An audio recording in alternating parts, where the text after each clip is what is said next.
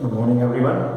आज फिजिक्स में एक बड़ा ही इंटरेस्टिंग टॉपिक पढ़ेंगे जिसका नाम है यूनिफॉर्म सर्कुलर मोशन। चलिए शुरू करते हैं। Uniform circular motion. Uniform circular motion क्या होता है? जैसे कोई बॉडी एक ही स्पीड से सर्कुलर पाथ में मूव करती है,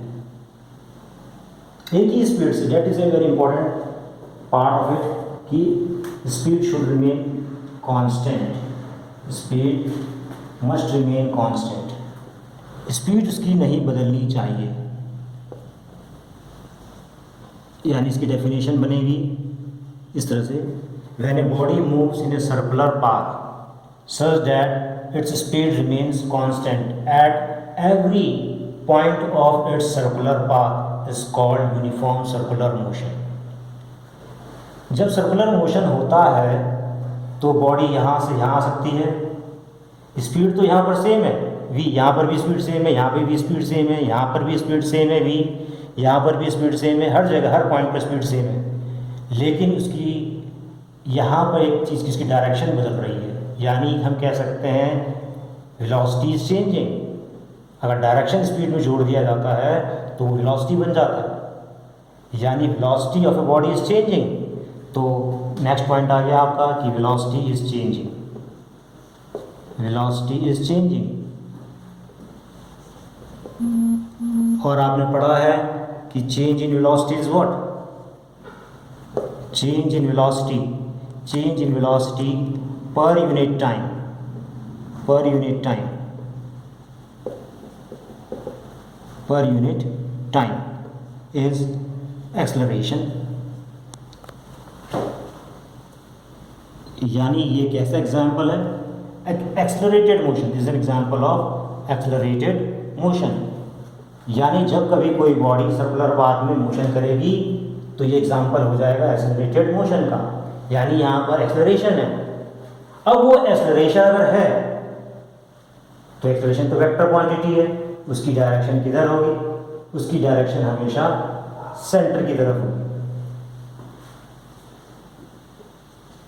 इसीलिए इस एक्सेलरेशन को हम सेंट्रीपिटल एक्सेलरेशन भी कहते हैं। Is called centripetal acceleration. Now why it is called centripetal acceleration? Because acceleration acting on a body while performing uniform circular motion is towards center of the circular path। यानी acceleration centre की तरफ है, इसलिए इसका नाम पड़ा है centripetal acceleration. तो एक बार फिर से वैसे रिकॉल कर, तो what is uniform circular motion? When a body moves in a circular path such that its speed must remain constant and direction of velocity keeps on changing, then such type of motion is called uniform circular motion. During uniform circular motion, velocity of a body keeps on changing after every interval of time. So body is in acceleration. The direction of acceleration is toward the center, which is called centripetal acceleration and is denoted by AC, that we will discuss later on. Now there are some important terms which are connected to uniform circular motions are, say, let us consider those terms. These are angular displacement. What is angular displacement?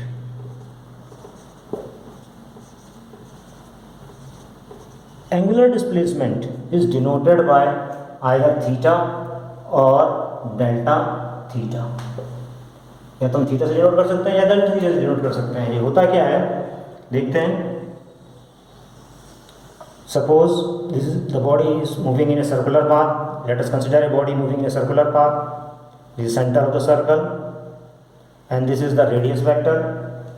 Suppose the body is at point A in time interval t1 time पर body यहाँ पर है। कुछ time t2 के बाद body B पर आ जाती है, टाइम t2 के बाद। तो बॉडी A से B पर आ गई, कुछ डिस्टेंस चली है यहाँ से यहाँ तक, कुछ आर्क चला है, आर्क कवर किया है, डिस्प्लेसमेंट हुआ है। तो ये एंगल जो जितना भी कवर करेगा that is the angular displacement. It is denoted by theta और वी कैन से और हम डेल्टा थीटा से भी हम डिनोट कर सकते हैं, this can be denoted by delta theta also. Now what is angular displacement? The angle covered by the radius vector in certain interval of time. तो इसकी डेफिनेशन है the angle traced out by radius vector in certain interval of time is called angular displacement,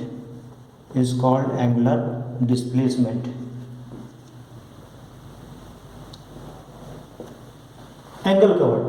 अब इसकी unit क्या होगी? Angle की unit आप सब जानते हैं, रेडियन। इसकी यूनिट होगी radian and it is denoted by RAD, symbol होगा RAD। Remember angular displacement is a vector quantity, ये एक वेक्टर क्वांटिटी है। इट मीन्स इसका डायरेक्शन होगा, इसका मतलब इसका एक डायरेक्शन होगा। अब इसका डायरेक्शन कैसे पता करें कि एंगल का डायरेक्शन क्या होगा?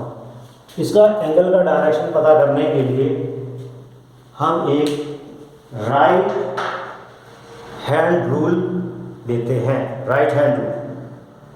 और अपने राइट हैंड को इस प्रकार से होल्ड करते हैं, we curl our finger in anti clockwise direction such that the thumb should points in the upward direction. इस तरह से जब हम कर्ल कर लेते हैं अपने फिंगर को, तो यानी हमारी जो उंगलियां हैं इस एंटी क्लॉकवाइज डायरेक्शन के अलोंग लग जाती हैं इस तरह से, और जिस डायरेक्शन में अंगूठा होगा वो डायरेक्शन होगी एंगुलर डिस्प्लेसमेंट का। ये होगा आपका डायरेक्शन डेल्टा थीटा का डायरेक्शन, यानी direction of angular displacement is perpendicular to the plane of the circle and is directed upwards. इस तरह से हम डायरेक्शन कैलकुलेट कर सकते हैं। Now another term which is connected to it is angular velocity. Let us take another term, second term, which is called angular velocity.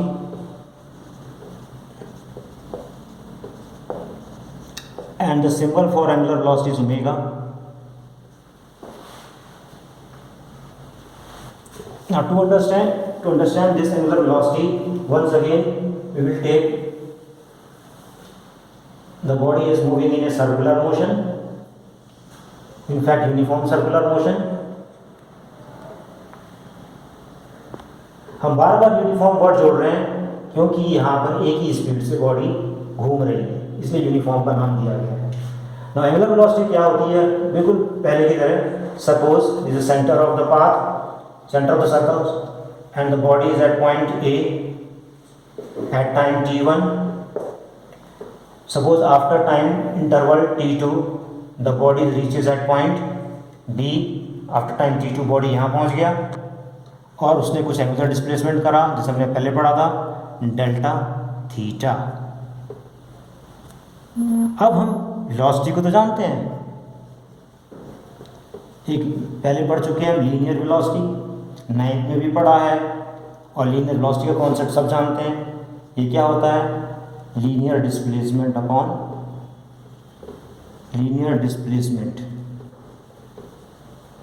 Upon time interval, यानी rate of change of displacement is called linear displacement. कितने time में कितना displacement हुआ, that is linear velocity.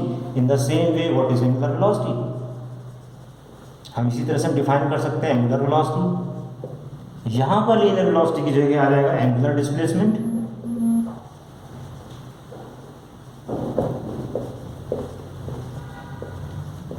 और नीचे time interval वही रहने वाला है। नाउ एंगुलर वेलोसिटी का सिंबल हो जाएगा omega. Now what is angular displacement from the diagram? Delta theta. And what is time interval? Here is t2, here t1. Time interval is t2 minus t1, which we can write delta t. So delta t. So angular velocity is defined as the rate of change of angular displacement, यानी कितने time interval में कितना उसने angle cover किया, that is angular velocity. ऐसा भी हो सकता है कि ये टाइम गैप बहुत कम हो. अगर ये टाइम इंटरवल का गैप बहुत कम हो, यानी if delta t tends to 0, यानी delta t is approaching to 0, यानी ना के बराबर है डेल्टा t टाइम इंटरवल, तो उस केस में दोनों वेक्टर OA और OB वेक्टर ओवरलैप करेंगे और तब वेलोसिटी की डायरेक्शन इस डायरेक्शन में होगी, ओमेगा की डायरेक्शन ये होगी, इसे परपेंडिकुलर. उस केस में इस फॉर्मूले को हम कैसे ले सकते हैं, omega is equal to limit delta t tends to 0 delta theta upon delta t. In case अगर ये टाइम इंटरवल इनके बीच में ख़त्म हो जाता है तो इसको हम लिमिट की फॉर्म में चेंज कर देंगे, delta t tends to 0 delta theta upon delta t. और इसे शॉर्ट में हम जानते हैं, इसको पूरे को शॉर्ट में हम किस तरह से समराइज कर सकते हैं, इसे डेल्टा को हटा के d थीटा अपॉन dt ले सकते हैं. यानी एंगुलर वेलोसिटी इज व्हाट, यहाँ से एंगुलर वेलोसिटी क्या बन जाएगा, डिफरेंशिएशन ऑफ एंगुलर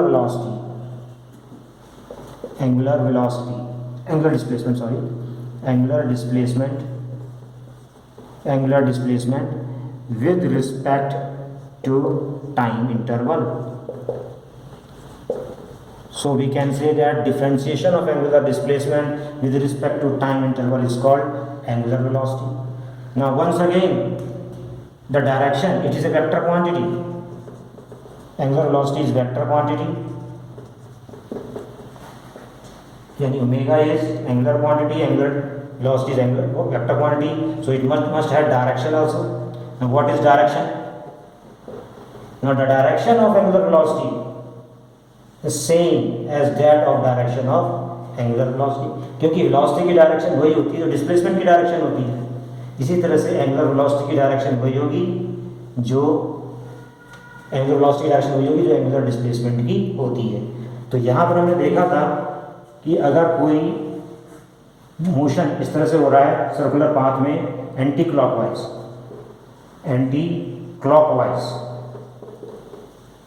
तो हमने देखा था कि हमारा अंगूठा ऊपर की तरफ था, ये डेल्टा थीटा का डायरेक्शन है, यानी एंगुलर डिस्प्लेसमेंट का डायरेक्शन है,